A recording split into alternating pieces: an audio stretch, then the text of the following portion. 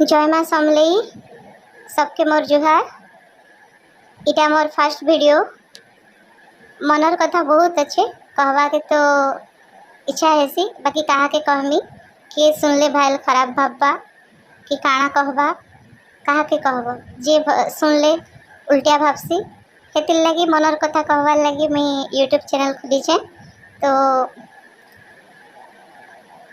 तो मोर कथा बेले मुई गोटे बहुत बड़ बेकारी है। इ दुनिया ने बचवार लगी हेले पैसा तो निहाती दरकार। तो आज तक सब जिनिस मते हाथ पतावा के पड़सी, लाग उधार करवा के पड़सी। निजर इनकम बोली किछि नहीं ना। तो निजर जीवन के सुधारवार लगी मुई गोटे निजर जीवन बहुत गुड़ा बही ने पढ़ुचे। तो हेन कहूचन कि नहीं तमे सब बेले पॉजिटिव एटीट्यूड रख आरो माने अलसा नहीं हुआ। निज नित्य कर्म भल ठीक टाइम ने कर, ठीक टाइम ने उठ, ठीक टाइम ने खाओ, ठीक टाइम ने पियो, ठीक टाइम ने सुओ बेले धीरे धीरे लाइफटा सुधरी जीवा। आर गोटे कथा बहुत बड़ बड़ लोग कहसन कि जेनटा मन भितरू भलसे चाहब, जेनटा सच्चा